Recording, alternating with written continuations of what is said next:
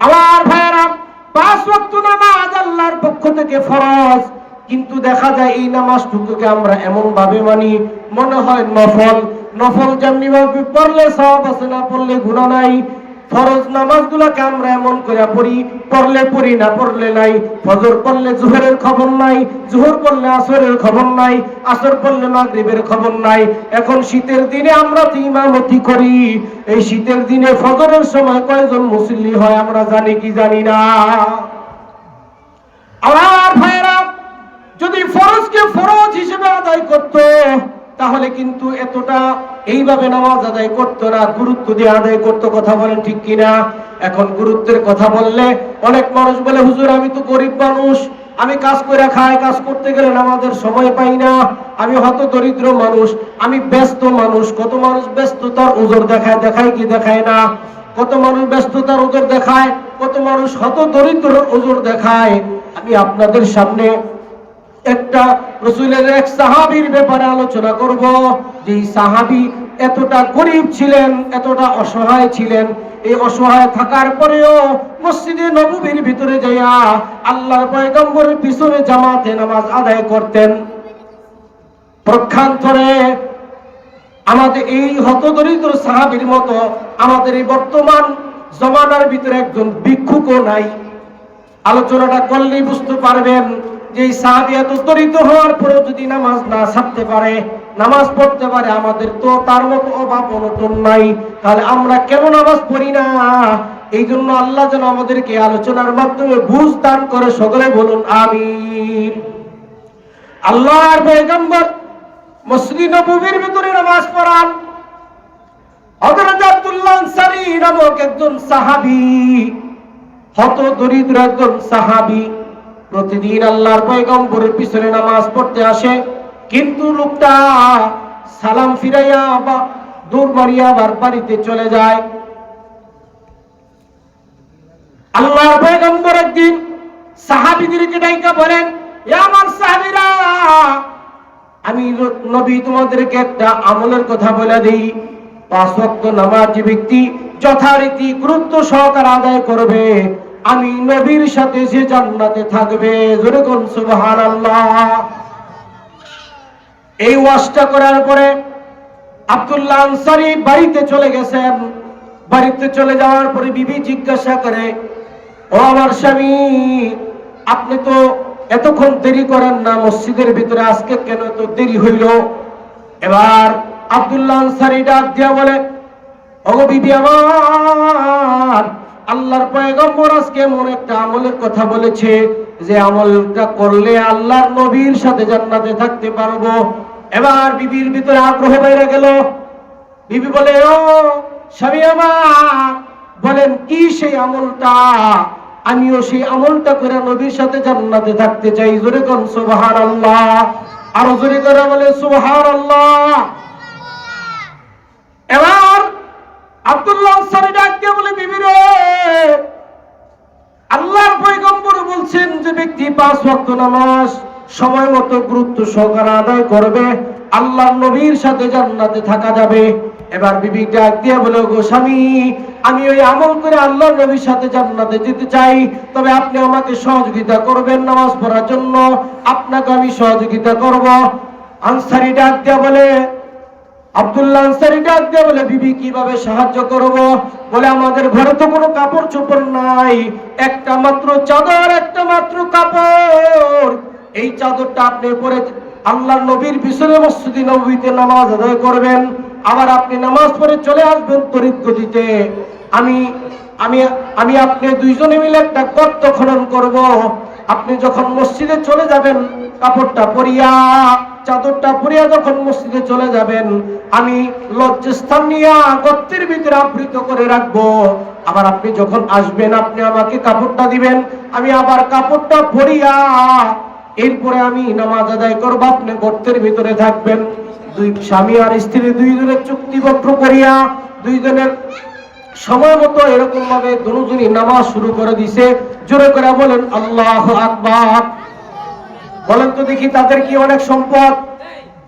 না না, একটা মাত্র কাপড় ছাড়া কোনো কাপড় নাই। ইতিমধ্যে তিনি আল্লাহর পয়গম্বরের পিছনে আব্দুল্লাহ আনসারী নামাজ পড়ে সালাম ফিরাইয়া তোর বাড়ি আবার চলে আসে। সাহাবীরা বিষয়টা লক্ষ্য করার পরে আল্লাহ নবীকে ডাক দিয়ে বলতেছেন, ইয়া রাসূলুল্লাহ, ইয়া হাবিবাল্লাহ, আপনার আব্দুল্লাহ আনসারী প্রতিদিন সালাম ফিরাইয়া দেরি করে না চলে যায়, কি জন্য? বলে আমরা তো জানি না, মনে হয় আব্দুল্লাহ আনসারী দুনিয়ার লোভে পড়ে গেছে, দুনিয়ার পিছনে পড়ে গেছে। আল্লাহ নবী ডাক দিয়ে বলেন, এ সাহাবীরা, কারো কোনো কারণ না জানিয়া এমনিতেই মন্তব্য করা ঠিক না। আমি তা সেটা দেখবো কি হয়েছে তার। আল্লাহর পয়গম্বর একদিন ফজরের নামাজ অথবা আসরের নামাজ জামাত আদায় করার পরে আল্লাহর পয়গম্বর আব্দুল্লাহ আনসারীর বাড়িতে চলে গেলেন। কয়েকজন সাহাবীদেরকে নিয়ে চলে গেলেন। ডাক দিয়া আব্দুল্লাহ আনসারী বাড়িতে যে ডাক দিতেছে, আসসালামু আলাইকুম ইয়া আহলাল বাইত। আল্লাহ নবী সালাম দেয়, কোনো জবাব আসে না। আবার সালাম দেয়, কোনো জবাব আসে না। আবার সালাম দেয়, কোনো জবাব আসে না। তৃতীয়বার নবী যখন চলে আসতেছিলেন, হঠাৎ করে আব্দুল্লাহ আনসারী কোট থেকে বের হইয়া আল্লাহ নবীকে ডাক দিলেন, ইয়া রাসূলুল্লাহ, ইয়া হাবিবাল্লাহ, আমি হাজির। আল্লাহ নবী ডাক দিয়ে বলে, আব্দুল্লাহ আনসারী, এতক্ষণ পর্যন্ত আমি তোমাকে ডাক দিলাম, কেন শুনলা না? তুমি কি আমার ডাকগুলি শোনো নাই? আব্দুল্লাহ আনসারী ডাক দিয়া বলে, নবী গো, আপনার প্রত্যেকটা ডাক আমি শুনছিলাম, কিন্তু আমি এমন এক সমস্যা জর্জরিত ছিলাম, এই জন্য জবাব দিতে পারি নাই। ওগো পয়গম্বর, এই সমস্যাটা দেখতে যদি চান আপনি আমার বাড়ির দিকে যেতে হবে। আল্লাহর পয়গম্বর পুনরায় ব্যাক করিয়া আব্দুল্লাহ আনসারীর বাড়িতে গেলেন। আব্দুল্লাহ আনসারী দরজা খুলে দিলেন, আর দেখি দরজার একটু সামনে একটা গর্ত, মাজা সমান একটা গর্ত, আর পাশে একটা বাচ্চা শিকল দিয়ে বেঁধে রাখছে। আব্দুল্লাহ আনসারী এই অবস্থা দেখি আল্লাহর পয়গম্বর ডাক দিয়া বলে, আরে আব্দুল্লাহ আনসারী, এই গর্ত কেন করছো? আর এই মাসুম বাচ্চাটাকে, কার বাচ্চাটাকে তালা মেরে রাখছো কেন? এবার চোখের পানিগুলো ছেড়ে দিয়া ডাক আব্দুল্লাহ আনসারী বলে, গো নবীজি, আপনি আমাকে যখন ডাক দিছেন, আমি একবার দিলেন, দুইবার দিলেন, তিনবার দিলেন, আমি জবাব দিতে পারি নাই। এর কারণ হলো গো নবী, আমার একটা মাত্র কাপড়, এই একটা মাত্র কাপড়, ওই কাপড়টা পরিয়ে আমি মসজিদে নববীতে যাই আপনার পিছনে নামাজ আদায় করি। আবার আমি তুরমারিয়া চলে আসি, আইসা আমার বিবির কাপড়টা দেই, আমার বিবি ওই কাপড়টা পরিয়া নামাজ আদায় করে। আপনি আমাকে যখন ডাক দিছেন, আমার বিবি নামাজ পড়তে ছিল, আমি গর্তের ভেতরে ছিলাম। আপনার আওয়াজ পাইয়া চিন্তা করলাম, আমি আপনার ডাকে সাড়া দিলে সাথে সাথে দরজা খুলতে হবে, আমি তো খুলতে পারবো না। আমার বিবি নামাজ পড়ার পরে আমি কাপড়টা পরিধান করিয়া বিবি গর্তের ভিতরে চলে গেছে, আড়ালে চলে গেছে। আমি এরপরে আমি আপনার কাছে গেছি। আল্লাহ নবীর চোখ দিয়া পানি পড়তেছে, আর ডাক দিয়ে বলতেছে, সাহাবীরা রে, আমার মনে হয় আব্দুল্লাহ আনসারীর মতো গরিব সাহাবী আর নাই।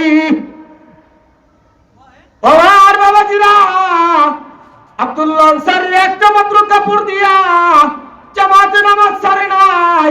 আব্দুল্লাহ আনসারী নামাজ পড়ছে, ঘরের বিবিও নামাজ পড়ছে। জোরে বলেন, এমন সমস্যা কি বর্তমান আমাদের সমাজে আসেনি? এমন সমস্যা একজন ভিক্ষুকের ভিতরেও নাই। আমার বাবাজিরা, বর্তমান ভিক্ষুকের অ্যাকাউন্টে লক্ষ লক্ষ টাকা পাওয়া যায়, কথা বলে ঠিক কিনা? কিন্তু এত অভাব নাই, তারপরেও নামাজ নাই।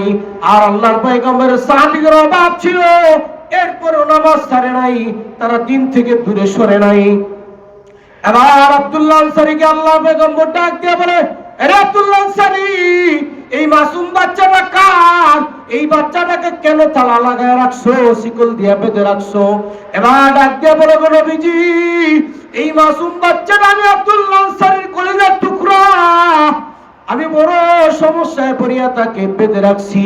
কি সমস্যা রে আব্দুল্লাহ আনসারী?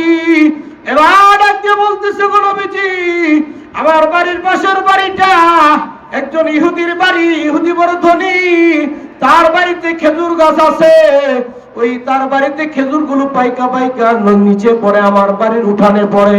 সে পারে না, আমার মাসুম বাচ্চা দয়া তার খেজুর গুলো খাইতে চায়, ধরতে চায়। কিন্তু কালকে আমার বাচ্চা যদি এই কারণ না বলিয়া, তার কাছে না বলিয়া, তার অনুমতি ছাড়া যদি একটা খেজুর খায়, আর কালকে কিয়ামতের ময়দানে যদি আমার আল্লাহ আমাকে ডাক দিয়ে জিজ্ঞাসা করে, আরে আব্দুল্লাহ আনসারী, তোর মেয়ে কেন খানা খাইলো, তোর মেয়ে কেন আরেকজনের খেজুর খাইলো, আমি কি জবাব দিব? আমার ভাইয়েরা, আমার বাবাজিরা, আল্লাহর পয়গম্বর কথা শুনিয়া চোখের পানিগুলো ধরে রাখতে পারে নাই, অজস্র নয়নে কান্না করতেছে।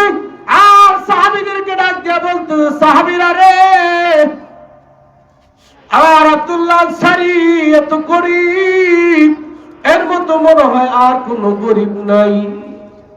পারবানি এই ইহুদি বাড়ির খেজুর গাছগুলো তোমরা কিনা দিতে পারবা কিনা? আমার ভাইরা, পরবর্তীতে দেখা যায় আল্লাহর পয়গম্বরের যে কোনো একজন সাহাবী এই খেজুর গাছ ক্রয় করে দিয়ে আব্দুল্লাহ আনসারীর বাচ্চাদের জন্য খাবারের জন্য উন্মুক্ত করে দিয়েছে। জোরে বলুন সুবহানাল্লাহ। আমি বাবাজিরা, আমার আলোচনা আরো বাকি ছিল, কিন্তু সময় শেষ হওয়ার কারণে ইতি টানতেছি। তবে দুই একটা পয়েন্ট এখান থেকে শিকার আছে, আমি একটু বলে দিই 1 মিনিটে।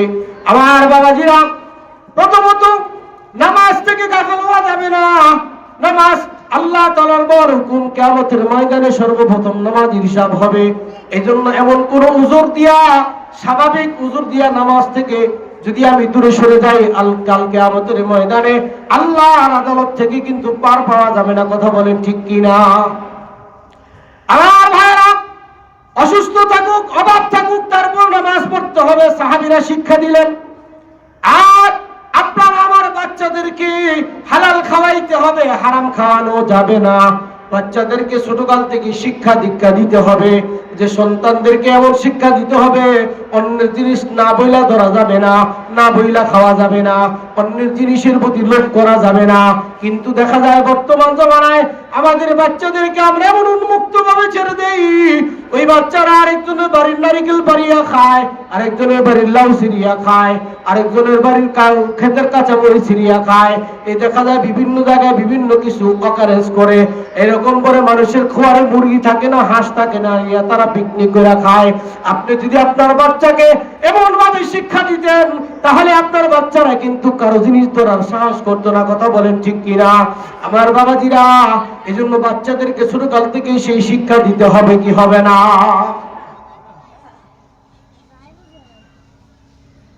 দেখো, আমার সময় শেষ হয়ে গেল, এখানে আলোচনার ইতি টানলাম। দোয়া চাই আল্লাহ তাআলা যাতে আজকের এই মাহফিলকে কবুল করে, আমাদের সকলকে আল্লাহ তাআলা কবুল করে। সকল আমিন। আখির দাওয়ানা আলহামদুলিল্লাহি রাব্বিল আলামিন। আসসালামু আলাইকুম ওয়া রাহমাতুল্লাহি ওয়া বারাকাতুহু।